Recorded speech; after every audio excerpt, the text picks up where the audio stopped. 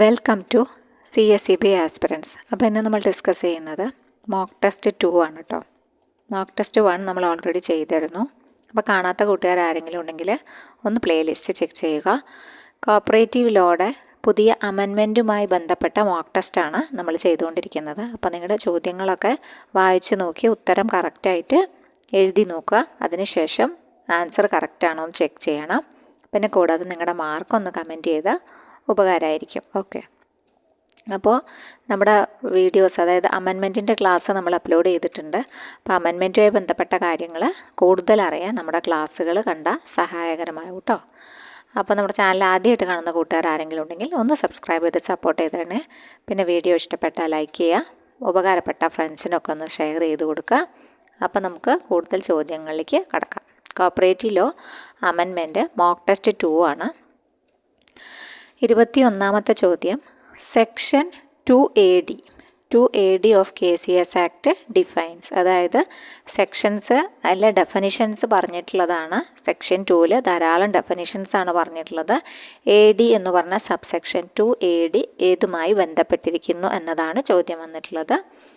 Option A administrative audit, option B auditing of accounts of cooperative societies, option C പറയുന്നത് consortium, option D പറയുന്നത് none of this. അപ്പോൾ ഇതിലേതാണ് section 2ADയുമായി ബന്ധപ്പെട്ടിരിക്കുന്നത്? Administrative ഓഡിറ്റാണ് ADയുമായി ബന്ധപ്പെട്ടത് കേട്ടോ. Administrative ഓഡിറ്റാണ് section 2AD എന്നത്. പിന്നെ ഡെഫിനിഷൻസിൻ്റെ ഭാഗം നിങ്ങൾക്ക് കൂടുതലായിട്ട് അറിയണമെന്നുണ്ടെങ്കിൽ നമ്മുടെ പ്ലേലിസ്റ്റ് ഒന്ന് ചെക്ക് ചെയ്താൽ മതി. അവിടെ നമ്മൾ ഡെഫിനിഷൻസിൻ്റെ നല്ലൊരു ക്ലാസ് ചെയ്തു വെച്ചിട്ടുണ്ട് കേട്ടോ. ഓക്കെ, അത് നിങ്ങൾക്ക് ഉപകാരപ്പെടും. അടുത്ത ക്വസ്റ്റ്യൻ പറയണത്, the requirement of minimum share capital shall not be applicable to. ആർക്കാണ് ആപ്ലിക്കബിൾ അല്ലാത്തതെന്നാണ് ചോദിച്ചത് കേട്ടോ. അതായത് മിനിമം ഷെയർ ക്യാപിറ്റൽ ക്രെഡിറ്റ് സൊസൈറ്റീസിനാണെങ്കിൽ 2.5 ലക്ഷം വേണം, നോൺ ക്രെഡിറ്റ് ആണെങ്കിൽ 1 ലക്ഷം വേണം എന്ന് പുതിയൊരു നിബന്ധന കൊണ്ടുവന്നുല്ലോ. അപ്പോൾ അത് ആർക്കൊക്കെ ബാധകമല്ല. കുറച്ച് ആൾക്കാർക്ക് ആപ്ലിക്കബിൾ, നോട്ട് ആപ്ലിക്കബിൾ അല്ല എന്ന് പറയുന്നുണ്ട്. അപ്പോൾ അത് ആർക്കൊക്കെയാണെന്നാണ് വന്നിട്ടുള്ളത്. അപ്പോൾ ഓപ്ഷൻസ് ഒന്ന് നമുക്ക് നോക്കാം. എ പറയണത് SC/ST ഫിഷറീസ് വനിത, പിന്നെ ബി പറയുന്നത് ട്രാൻസ്ജെൻഡേഴ്സും ട്രഡീഷണൽ ഇൻഡസ്ട്രിയൽ കോപ്പറേറ്റീവ് സൊസൈറ്റീസും, സി പറയണത് ആപ്കോസ്, സ്കൂൾസ്, കോളേജ്. അപ്പോൾ ഈ പറഞ്ഞിട്ടുള്ളതെല്ലാം എന്താണ്? ഓൾ ഓഫ് ദിസ് ആണ് ഉത്തരമായിട്ട് വരിക കേട്ടോ. ഓൾ ഓഫ് ദിസ് ആണ് ഉത്തരമായിട്ട് വരിക. ഈ പറഞ്ഞിരിക്കുന്ന എല്ലാവർക്കും ഇത് ആപ്ലിക്കബിൾ അല്ല. ഇവരെല്ലാം ഈ ഒരു കാറ്റഗറിയിൽ നിന്നും ഒഴിവാക്കിയതാണ്. ദ റിക്വയർമെൻറ്റ് ഓഫ് മിനിമം, അതായത് മിനിമം ഷെയർ ക്യാപിറ്റൽ ഇത്ര വെക്കണം എന്ന് മറ്റ് സൊസൈറ്റികൾ ക്രെഡിറ്റിനും നോൺ ക്രെഡിറ്റിനും പറഞ്ഞിട്ടുണ്ട്. പക്ഷേ ഇവർക്ക് ഒഴികെയെന്നാണ് പറഞ്ഞത്. ഇവർക്ക് വെക്കണ്ട. SC/ST ഫിഷറീസ് വനിത, transgenders, traditional industrial cooperative societies, APCOS, സ്കൂൾസും കോളേജസും, സ്കൂൾസ്, കോളേജ്, കോപ്പറേറ്റീവ് സൊസൈറ്റീസിലോ ഇവരെയൊക്കെ അതിൽ നിന്ന് ആ ഒരു കാറ്റഗറിയിൽ നിന്നും ഒഴിവാക്കി നിർത്തിയിട്ടുണ്ട്. അതൊന്ന് ഓർത്ത് വയ്ക്കുക. നല്ലൊരു ക്വസ്റ്റ്യനാണ്. അടുത്ത ക്വസ്റ്റ്യൻ നോക്കുകയാണെങ്കിൽ, prior approval of dash is essential for any share capital contribution of financial assistance to the subsidiary institutions from the society or bank. അതായത് പ്രയർ അപ്രൂവൽ എന്ന് വെച്ചാൽ മുൻകൂട്ടി അനുവാദം വാങ്ങണം. ആരുടെ? അത് അനിവാര്യമാണ് അല്ലെങ്കിൽ അത്യാവശ്യമാണ്. എന്തിന്? Four any share capital contribution അല്ലെങ്കിൽ ഫിനാൻഷ്യൽ അസിസ്റ്റൻസ്. സബ്സിഡിയറി ഇൻസ്റ്റിറ്റ്യൂഷന് ഫിനാൻഷ്യൽ അസിസ്റ്റൻസോ അല്ലെങ്കിൽ അവർക്ക് ഷെയർ ക്യാപിറ്റൽ കോൺട്രിബ്യൂഷനോ നൽകണമെങ്കിൽ ആരുടെ പ്രയർ അപ്രൂവൽ വാങ്ങണം എന്നാണ് പറയുന്നത്. അമെൻമെൻറ്റുമായി ബന്ധപ്പെട്ടാണ്. അമെൻമെൻറ്റിൽ അങ്ങനെ പറയുന്നുണ്ട്. അവരുടെ ഒരു അപ്രൂവൽ വാങ്ങിയിട്ട് വേണം ഇങ്ങനെ ഷെയർ ക്യാപിറ്റൽ കോൺട്രിബ്യൂഷനോ ഫിനാൻഷ്യൽ അസിസ്റ്റൻസ് ടു സബ്സിഡിയറി ഇൻസ്റ്റിറ്റ്യൂഷൻസിനോ നടത്താൻ എന്ന് പറയുന്നുണ്ട്. അപ്പോൾ അത് ആരുടെ പ്രയർ അപ്രൂവലാണ് ആവശ്യമാണെന്നാണ് ചോദ്യം. ഗവൺമെൻറ് ആണോ? B registrar, C general body, D none of this. അപ്പോൾ ഏതാണ്? ആരുടെ പ്രയർ അപ്രൂവലാണ് വാങ്ങേണ്ടത് ഈ ഒരു കാര്യത്തിൽ? രജിസ്ട്രാറുടെ പ്രയർ അപ്രൂവലാണ് ഈ ഒരു കാര്യത്തിൽ വാങ്ങേണ്ടത് കേട്ടോ. ആരുടെ അപ്രൂവലാണ് വാങ്ങേണ്ടത്? രജിസ്ട്രാറുടെ അപ്രൂവലാണ് ഈ ഒരു കാര്യത്തിൽ വാങ്ങേണ്ടത് എന്ന് ഒന്ന് ഓർത്തിരിക്കുക. ഓക്കെ, പിന്നെ അടുത്തത് പറയുന്നത്, privileges and rights of a nominal or associated members are mentioned. അതായത് പ്രിവിലേജസും നോമിനൽ ഓർ അസോസിയേറ്റ് മെമ്പേഴ്സിൻ്റെ പ്രിവിലേജസും റൈറ്റ്സും ഒക്കെ എവിടെയാണ് പ്രതിപാദിച്ചിരിക്കുന്നതെന്നാണ് ചോദിച്ചത്. പ്രിവിലേജസും റൈറ്റ്സും അവരുടെ ലയബിലിറ്റീസിനെ കുറിച്ചിട്ടൊക്കെ പറയുന്നത് എവിടെയാണ്? ആക്റ്റിൽ ബി റൂൾസ് ആണോ, സി ബൈലോയിലാണോ, ഡി നൺ ഓഫ് ദിസ്? ഇതിലൊന്നും അല്ല. ഏതിലാണ് privileges and rights of nominal or associated members mention ചെയ്തിട്ടുള്ളത്? അവർക്കുള്ള അവകാശങ്ങളും അധികാരങ്ങളും അല്ലെങ്കിൽ അങ്ങനത്തെ ചെയ്യേണ്ട കാര്യങ്ങളെ കുറിച്ചിട്ടൊക്കെ പറയുന്നത് എവിടെയാണ്? Bylaw of A cooperative societies ആണെന്ന് ഓർത്തു വയ്ക്കുക. ബൈലോയിലാണ് പറയുന്നത് എന്ന് ഓർത്തു വയ്ക്കുക.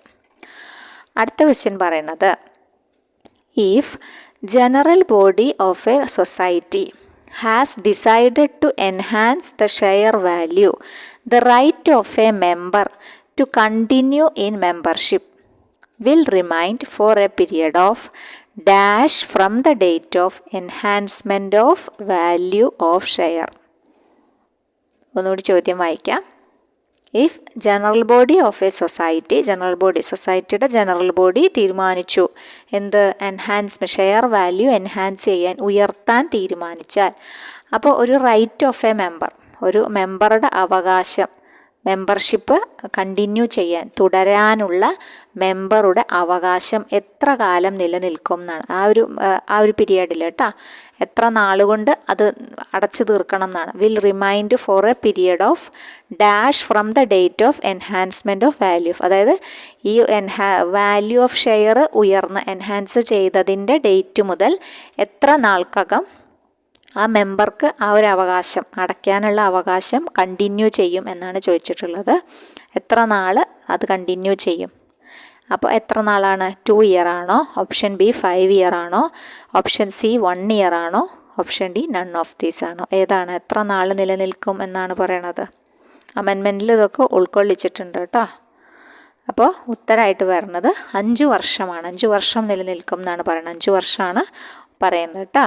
If a general body of a society decide ചെയ്യുകയാണ് ഷെയർ വാല്യൂ ഇൻക്രീസ് ചെയ്യുകയാണ്, അപ്പോൾ right of a member to continue in membership will remain. പിന്നെ അയാൾ അത് അടച്ചതിന് പിന്നെ കൂടിയ തുക അടച്ചതിന് ശേഷം മാത്രമേ അദ്ദേഹത്തിനൊരു മെമ്പർ എന്നുള്ള രീതിയിലുള്ള എല്ലാ അവകാശങ്ങളും ഉപയോഗിക്കാൻ കഴിയൂ എന്നും പറയുന്നുണ്ട് അമെൻമെൻറ്റിൽ കേട്ടോ.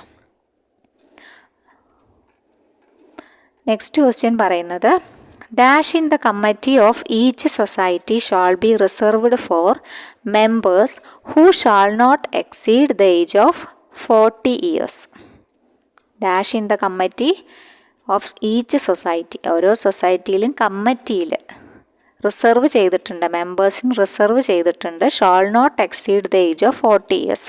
40 ഇയേഴ്സിൽ ഉള്ള ആൾക്കാർ, 40-ൽ കൂടാത്ത, നോട്ട് എക്സീഡ് 40-ൽ കൂടാത്ത ആൾക്കാർക്ക് എത്ര സീറ്റാണ് സംവരണം ചെയ്തിട്ടുള്ളത്? അപ്പോൾ പുതുതായിട്ടാണ് ഇങ്ങനെ ഒരു ഏജ് ബാർ വെച്ചിട്ടുള്ള സംവരണമൊക്കെ തുടങ്ങിയത് ഇപ്പോൾ ഈ ഒരു അമെൻമെൻറ്റിന് ശേഷമാണ്. അപ്പോൾ അത് എത്ര സീറ്റാണ് കമ്മിറ്റിയിൽ നോമിനേറ്റ് അല്ലെങ്കിൽ റിസർവ് ചെയ്തിട്ടുള്ളത് എന്നാണ് ചോദ്യം. എത്ര സീറ്റാണ് റിസർവ് ചെയ്തിട്ടുള്ളത്? 2 സീറ്റ്സ്, 1 സീറ്റ്, നോ റിസർവേഷൻ. അങ്ങനെ ഒരു റിസർവേഷനേ ഇല്ല. പിന്നെ നൺ ഓഫ് ദിസ്, ഇതിലൊന്നുമല്ല. ഉത്തരം ഏതാ വരിക? 2 സീറ്റാണ് ഈ ഒരു പർപ്പസിന് കേട്ടോ. 2 സീറ്റാണ് കമ്മിറ്റിയിൽ റിസർവ് ചെയ്തിട്ടുള്ളത്. Who shall not exceed the age of 40 years. 40 വയസ്സിൽ കൂടാത്ത ആൾക്കാർക്കുള്ള സംവരണം. ഓക്കെ, അടുത്തത് പറയുന്നത് ദ നമ്പർ ഓഫ് കോപ്റ്റ് എന്താ ചോപ്റ്റ് ചെയ്യുക എന്ന് പറഞ്ഞാൽ എടുക്കുക അല്ലേ. മെമ്പേഴ്സും മറ്റ് മാനേജിങ് കമ്മിറ്റിയിൽ എത്ര ആൾക്കാരിൽ കൂടാതെ കോപ്റ്റ് ചെയ്യാം എന്നാണ്. The number of coopted members in the managing committee shall not exceed. ആ ഒരു ലിമിറ്റ് കൂടാൻ പാടില്ല കോപ്റ്റ് ചെയ്യണതിന്. കോപ്റ്റ് ചെയ്യാന്ന് പറഞ്ഞു കഴിഞ്ഞാൽ എടുക്കുക, അതായത് നോമിനേറ്റ്, നമ്മൾ പറയില്ലേ ഗവൺമെൻറ് പറഞ്ഞയക്കുക എന്ന് പറയില്ല, അതേപോലെ തന്നെ കോപ്റ്റ് ചെയ്തെടുക്കുകയാണ്, മെമ്പേഴ്സിനെ എടുക്കുക. അപ്പോൾ അത് 3 ആണോ, ഷാൾ നോട്ട് എക്സീഡ് 3 ആണോ, 2 ആണോ, 5 ആണോ, നൺ ഓഫ് ദീസ് ആണോ? ഇതിലേതാണ് ഉത്തരമായിട്ട് വരുന്നത്? ഷാൾ നോട്ട് എക്സീഡ് 2 ആണ് കേട്ടോ ഉത്തരമായിട്ട് വരിക. ഷാൾ നോട്ട് എക്സീഡ് 2 ആണ്. കോപ്റ്റഡ് മെമ്പേഴ്സ് 2-ൽ കൂടാൻ പാടില്ല എന്നാണ് പറയുന്നത്. കോപ്റ്റഡ് മെമ്പേഴ്സ് 2-ൽ കൂടാൻ പാടില്ല, അതായത് മറ്റ് വിഷയങ്ങളിലൊക്കെ പ്രാവീണ്യമുള്ളവരൊക്കെ എടുക്കും. അപ്പോൾ അതാണ് ഉദ്ദേശിക്കുന്നത്.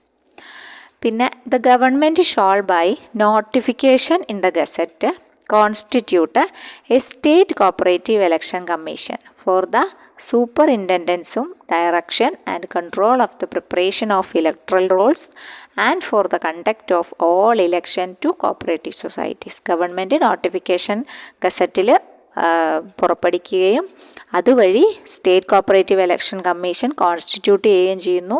എന്തിനൊക്കെ വേണ്ടിയിട്ടാണ്? ഇലക്ഷൻ്റെ എല്ലാ തരത്തിലുള്ള ജോലികളും ചെയ്യാൻ, ഡയറക്ഷൻ നടത്താൻ, പിന്നെ കൺട്രോൾ ചെയ്യാൻ, ഇലക്ട്രൽ റൂൾസൊക്കെ പ്രിപ്പയർ ചെയ്യാൻ, പിന്നെ എല്ലാ ഇലക്ഷൻസും സംഘടിപ്പിക്കാൻ അല്ലേ. അതിനാണ് ഗവൺമെൻറ് നോട്ടിഫിക്കേഷൻ പുറപ്പെടുവിച്ചിട്ട് സ്റ്റേറ്റ് കോപ്പറേറ്റീവ് ഇലക്ഷൻ കമ്മീഷന് ഉണ്ടാക്കുന്നത് തന്നെ. അപ്പോൾ അതിൽ ഏതൊക്കെ ഇലക്ഷൻസുമായി ബന്ധപ്പെട്ടാണ് ഇവർ പ്രവർത്തിക്കുന്നത് എന്നാണ് അവിടെ അമെൻമെൻറ്റ് വന്നിട്ടുണ്ട്.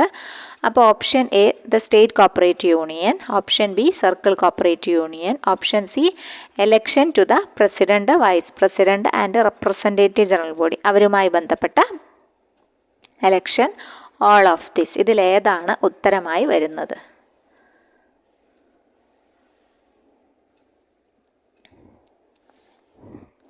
ഉത്തരമായി വരുന്ന ഏതാണ്? ഓൾ ഓഫ് ദീസ് ആണ് ഉത്തരമായിട്ട് വരിക കേട്ടോ. എല്ലാ ഇലക്ഷനും ഇതിൽ പ്രതിപാദിച്ചിട്ടുള്ള എല്ലാ ഇലക്ഷനും, അതായത് SCയും CCയും ആദ്യം ഉണ്ടായിരുന്നില്ല, ഇപ്പം അതും കൂടി ഇൻക്ലൂഡ് ചെയ്തു. ആദ്യം election to the president, vice പ്രസിഡൻറ്റും അതുപോലെ റെപ്രസെൻറ്റേറ്റീവ് ജനറൽ ബോഡി മാത്രമേ ഉണ്ടായിരുന്നുള്ളൂ. ഇപ്പോൾ സ്റ്റേറ്റ് കോപ്പറേറ്റീവ് ഇലക്ഷൻ കമ്മീഷൻ അതിൻ്റെ ഇലക്ഷനും പിന്നെ CCയുടെ ഇലക്ഷനും കൂടി ഉൾപ്പെടുത്തിയിട്ടുണ്ട്.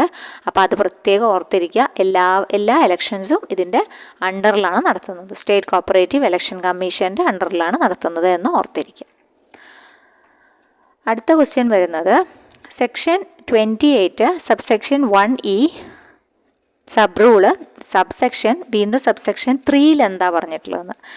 The bifurcation shall be completed within a period of dash from the date of issue of bifurcation order by the registrar. അത് അമാൽഗമേഷൻ ഡിവിഷൻ, ആ ഒരു വിഭജനവുമായി ബന്ധപ്പെട്ടിട്ടുള്ള അമാൽഗമേഷൻ ഡിവിഷൻ ആൻഡ് ആ ഒരു സമയത്ത് അത് മെർജിങ് ഉണ്ടല്ലോ, ആ ഭാഗത്താണ് ചോദ്യമാണത്. അപ്പോൾ അതിനുള്ള ഒരു വിഭജന പ്രക്രിയ എത്ര നാൾക്കകം, ഓർഡർ വന്നതിന് ശേഷം എത്ര നാൾക്കകം കംപ്ലീറ്റ് ചെയ്യണം എന്നാണ് ചോദിച്ചിട്ടുള്ളത്. രജിസ്ട്രാറാണ് അതിൻ്റെ ബൈഫർക്കേഷൻ ഓർഡർ പുറപ്പെടുവിക്കുന്നത്. 6 months ആണോ, 1 year ആണോ, 2 year ആണോ, 5 year ആണോ? ഉത്തരം വരുന്നത് 1 year ആണ് കേട്ടോ. ബൈഫർക്കേഷൻ ഓർഡർ രജിസ്ട്രാർ പിന്നെ പുറപ്പെടുവിച്ചിട്ട് എത്ര നാൾക്കകം, വിത്തിൻ എ പീരിയഡ് ഓഫ് 1 yearനകം അത് കംപ്ലീറ്റ് ചെയ്യണമെന്നാണ് പറഞ്ഞിട്ടുള്ളത്. സെക്ഷൻ 28 സബ്സെക്ഷൻ 1ൽ ക്ലോസ് 3 ആയിട്ടാണ് അത് പറയുന്നത്.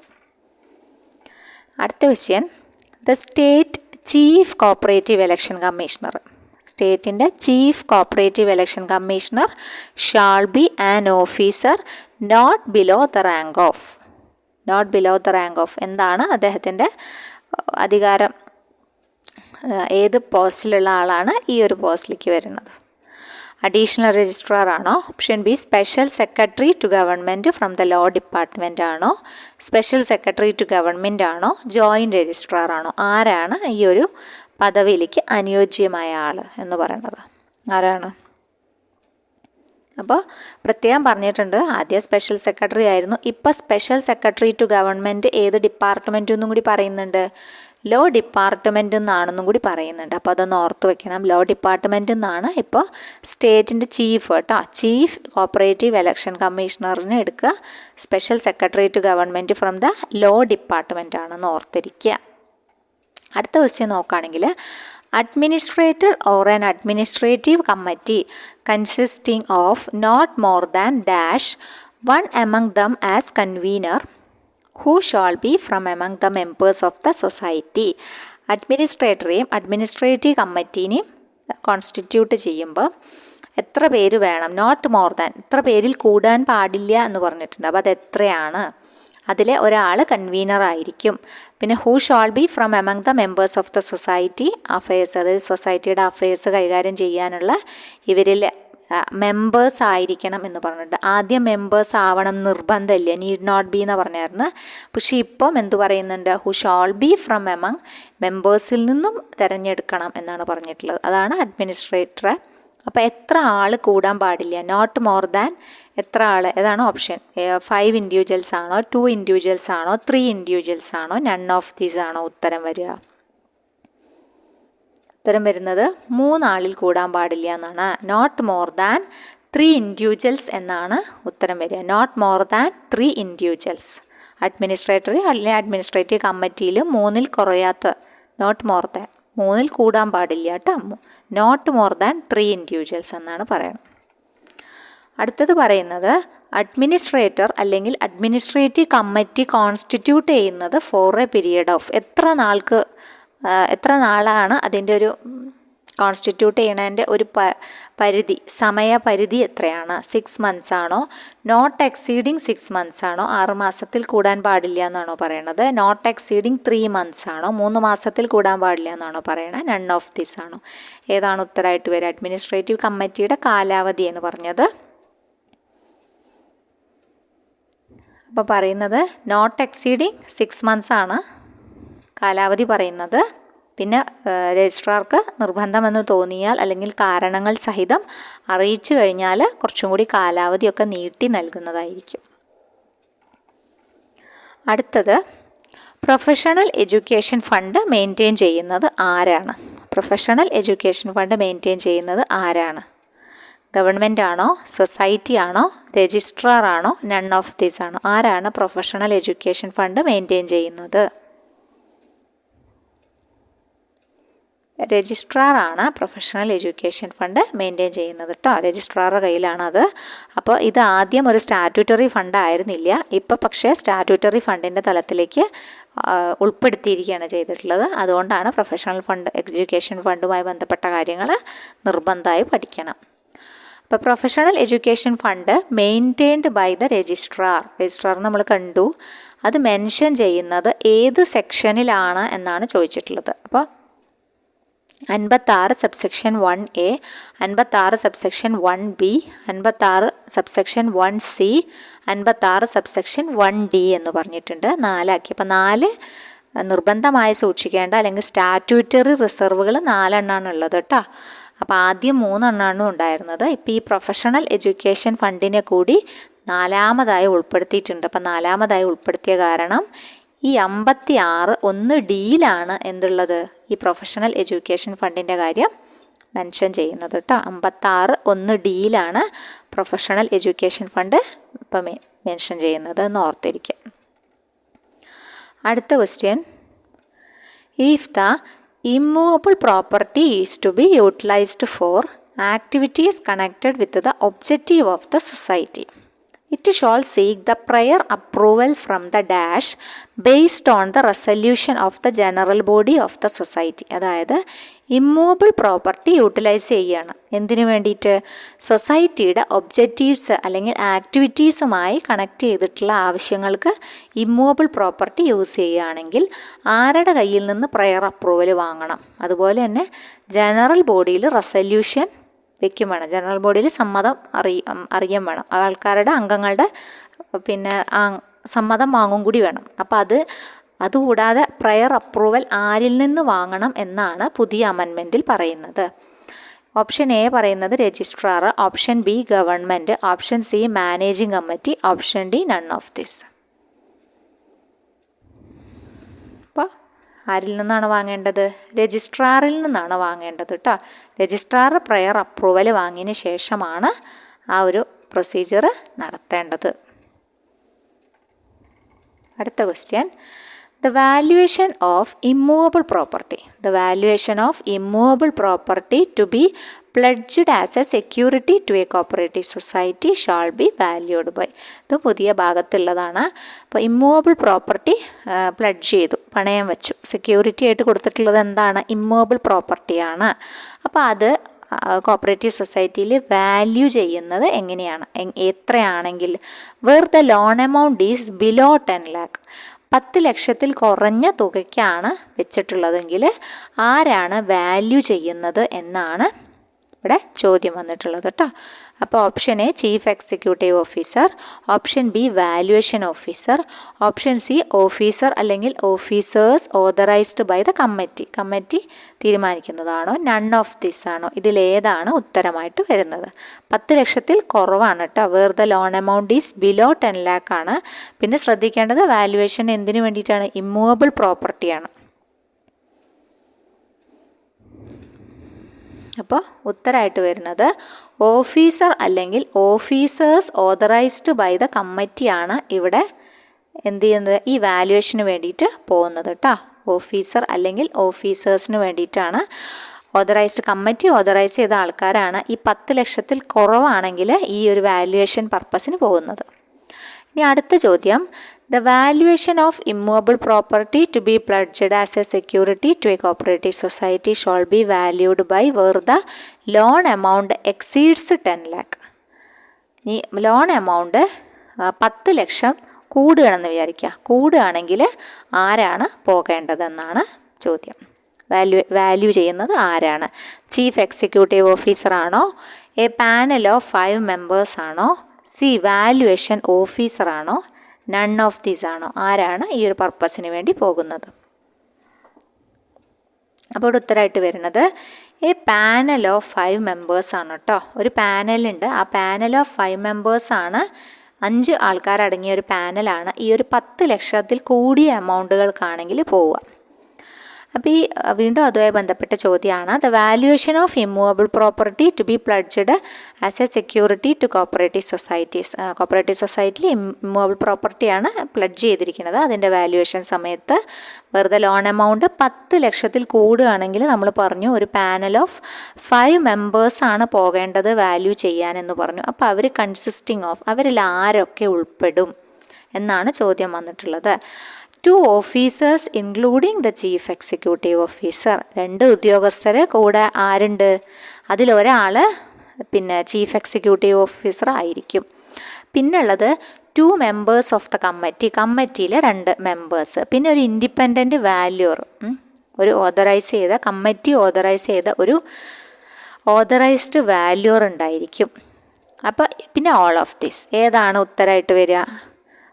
5 പേര് പോകണമല്ലോ, 5 പേര് പോകണം നമ്മൾ പഠിച്ചു. അപ്പോൾ ഓൾ ഓഫ് ദീസ് ആണ് ഉത്തരമായിട്ട് വരിക. ഇവരെല്ലാവരും കൂടിയാണ് 5 പേര് ആവുന്നത് കേട്ടോ.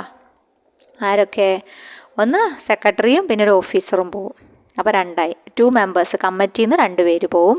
പിന്നെ ഒരു ഓതറൈസ്ഡ് വാല്യൂർ പോവും, ഇൻഡിപെൻഡൻ്റ് ആയിട്ടുള്ള. അത് നിയമിക്കുന്നത് ആരാണ്? അത് കമ്മിറ്റി ഓതറൈസ് ചെയ്യുന്നതാണ്. ആ ഒരു വില നിലവാരവും കാര്യങ്ങളൊക്കെ അറിയുന്ന ഒരാൾ വേണമല്ലോ, ഒരു പ്രൊഫഷണൽ വേണമല്ലോ. അപ്പോൾ അതിന് വേണ്ടിയിട്ടാണ് ഒരു ഇൻഡിപെൻഡൻറ്റ് വാല്യൂറെ കൂടി ഓതറൈസ് ചെയ്യുന്നത് കമ്മിറ്റി. ഇവരടങ്ങുന്ന 5 അംഗമാണ്.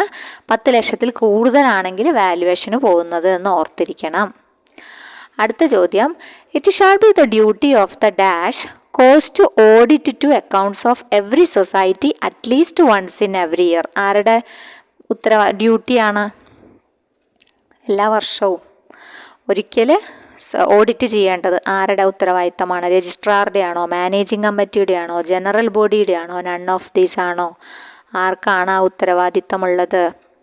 മാനേജിങ് കമ്മിറ്റിയുടെ ബാധ്യത അല്ലെങ്കിൽ ഉത്തരവാദിത്തമാണ്, ഡ്യൂട്ടിയാണ് ഓഡിറ്റിംഗ് നടത്തേണ്ടത്. അടുത്ത ക്വസ്റ്റ്യൻ പറയുന്നത്, the accounts of every society shall be audited within dash of the close after financial year to which such accounts relate. സാമ്പത്തിക വർഷം അവസാനിച്ച് എത്ര നാൾക്കകം ഓഡിറ്റ് നടത്തണം എന്നാണ് പറയുന്നത്? എല്ലാവർക്കും അറിയുന്നതായിരിക്കും. 6 months അല്ലേ? 6 മാസത്തിനുള്ളിൽ എന്ത് നടത്തണം? ഓഡിറ്റിംഗ് നടത്തണം എന്നാണ് പറയണത്. ഓക്കെ, അപ്പോൾ ഈ ഭാഗവുമായി ബന്ധപ്പെട്ട കുറച്ച് ചോദ്യങ്ങളൊക്കെ നമ്മൾ ഡിസ്കസ് ചെയ്തു. അപ്പം നിങ്ങളിതൊന്ന് ചെയ്ത് നോക്കാം കേട്ടോ. വെറുതെ കേട്ട് പോവാതെ നിങ്ങളിതൊന്ന് ചെയ്ത് നോക്കുക. ശരിയോ തെറ്റോ എന്നല്ല, നിങ്ങൾക്ക് പഠിച്ചത് കിട്ടുന്നുണ്ടോ എന്നറിയാനുള്ള ഒരു നന്നായി ഒന്ന് അനലൈസ് ചെയ്താൽ നമുക്ക് അറിയാലോ ഏത് ഭാഗമാണ് അറിയാത്തത്. അപ്പോൾ ആ ഭാഗം ഒന്നും കൂടി പ്രാധാന്യം കൊടുത്ത് പഠിക്കുക. ഓക്കെ, അത്രയേ വേണ്ടൂ.